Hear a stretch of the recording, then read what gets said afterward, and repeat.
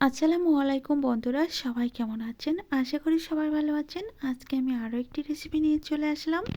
আজকে আমি তৈরি করে দেখাবো সুজি দিয়ে নরম তুলতুলে রসবরি পিঠার রেসিপি। আর এই পিঠাটা দেখতেও যেমন সুন্দর, খেতে কিন্তু অসম্ভব মজার।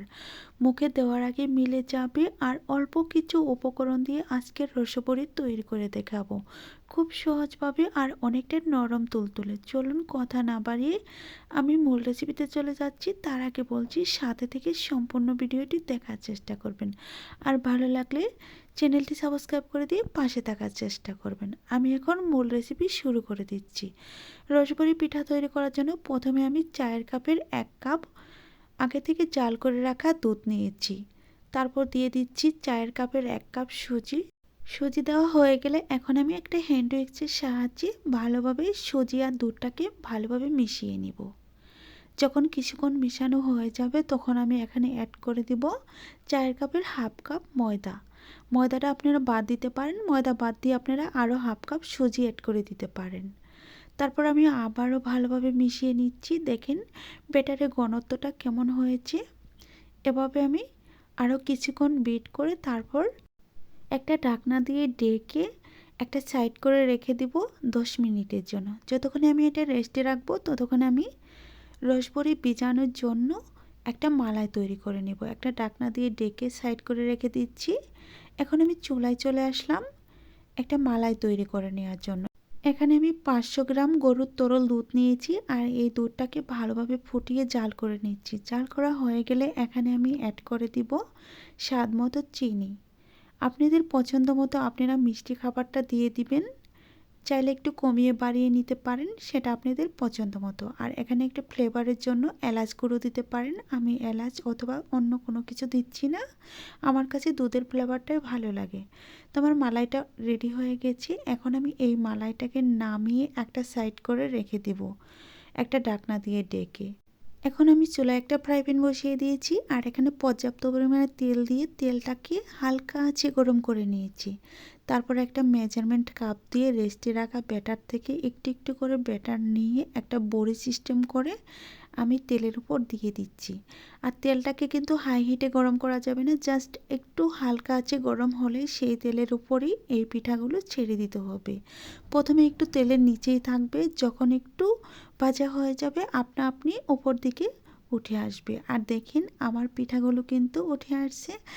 আর এ পর্যায়ে চুলার আঁচটা রাখতে হবে একদম লোয়ে। দেখেন সবগুলো পিঠা আমার দেওয়া হয়ে গেছে আর সবগুলো পিঠা কিন্তু উপর দিকে ভেসে উঠেছে। কত সুন্দরভাবে ভেসে উঠেছে দেখতেই পাচ্ছেন। এখন আমি একটা চামচের সাহায্যে উল্টিয়ে পাল্টিয়ে তারপর পিঠাগুলো 2 মিনিটের মতো ভেজে নেব। আর এটা লাল লাল করে ভেজে নেওয়ার কোনো প্রয়োজন নেই, একটু হালকা আছে ভেজে তারপর মালাইয়ের উপর ছেড়ে দিলেই একদম ফুলে টইটুম্বুর হয়ে যাবে। এভাবে আমি 2 মিনিটের মতো ভেজে তারপর একটা শাকনা দিয়ে আমি এই পিঠাগুলো তুলে নেব। বন্ধুরা, আমার রেসিপি ভালো লাগলে প্লিজ দয়া করে চ্যানেলটি সাবস্ক্রাইব করে দিবে আর পাশে থাকা বেল বাটনটি অন করে রাখবেন আমার চ্যানেলে ভিডিও সবার আগে পাওয়ার জন্য। এই তো দেখেন আমার পিঠাগুলো কিন্তু একদমই ভাজা হয়ে গেছে। এখন আমি একটা চামচের সাহায্যে একটা শাকনার উপর উঠিয়ে নিচ্ছি সবগুলো পিঠা। আর উঠিয়ে নিয়ে একটা প্লেটে তুলে তারপর তেলটাকে জড়িয়ে আমি এই পিঠাগুলো মালাইয়ের উপর ছেড়ে দিব। আমি যে আগে থেকে মালাইটা তৈরি করে রেখেছিলাম সেই মালাইয়ের উপর ছেড়ে দিব। আর মালাইটা অবশ্যই কুসুম গরম থাকা অবস্থায় ছেড়ে দিতে হবে। দেখেন আমি মালাইয়ের উপর ছেড়ে দিচ্ছি, ছেড়ে তারপর একটু কাছ থেকে দেখিয়ে দিচ্ছি। তারপর এটা আমি 1 ঘন্টার জন্য ভিজিয়ে রাখবো। 1 ঘন্টা পর ফিরে এসে দেখাবো মালাই খেয়ে কত বড় বড় হয়ে গেছে।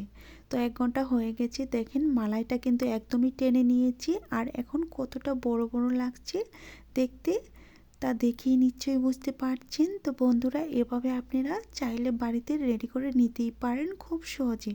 মাত্র 2 থেকে 3টি উপকরণ দিয়ে এত সুন্দর শীতের মধ্যে পিঠা বানিয়ে যদি আপনার পরিবারের সাথে শেয়ার করেন, তারা খেয়ে কিন্তু অনেক মজা পাবে আর অনেকটাই প্রশংসা করবে।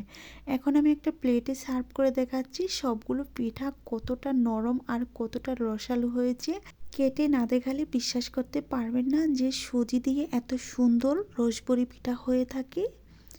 তো আমি একটা একটা করে পিঠা নিয়ে তারপর দেখাচ্ছি। যতক্ষণে আমি পিঠাগুলো এই বাটির উপর তুলে নিব ততক্ষণে বলছি, বন্ধুরা যদি আমার রেসিপি ভালো লেগে থাকে প্লিজ দয়া করে চ্যানেলটি সাবস্ক্রাইব করে দিবেন আর পাশে থাকা বেল বাটনটি অন করে রাখবেন আমার চ্যানেলে ভিডিও সবার আগে পাওয়ার জন্য। আর যারা এতক্ষণে চ্যানেলটি সাবস্ক্রাইব করে দিয়েছেন তাদের কাছে অসংখ্য অসংখ্য ধন্যবাদ।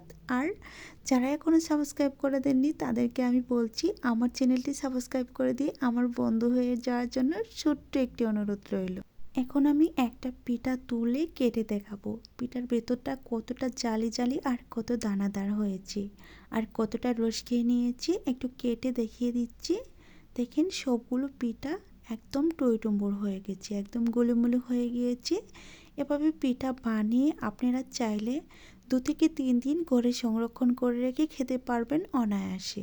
দেখেন আমি এখন একটু কেটে দেখাচ্ছি, দেখেন কতটা নরম আর কতটা ফুলকো ফুলকো হয়েছে। আর পিঠাটা খেতে যে কী মজার হয়ে থাকে আমি বলে বোঝাতে পারবো না। একবার হলেও তৈরি করে দেখতে পারেন, খুব সহজভাবে তৈরি করে নেওয়া যাবে। এখন আমার বিদায় নেওয়ার পালা, আজ এই পর্যন্ত। আমি তার আগে আবারও বলছি, যদি আমার ভিডিওটি ভালো লেগে থাকে তাহলে চ্যানেলটি সাবস্ক্রাইব করে রেখে পাশে থাকার চেষ্টা করবেন। আজ এ পর্যন্ত ভালো থাকবেন, সুস্থ থাকবেন, আল্লাহ তাআলার কাছে এই কামনা করে বিদায় নিচ্ছি। পরবর্তীতে আবারও দেখা হবে। খোদা হাফেজ।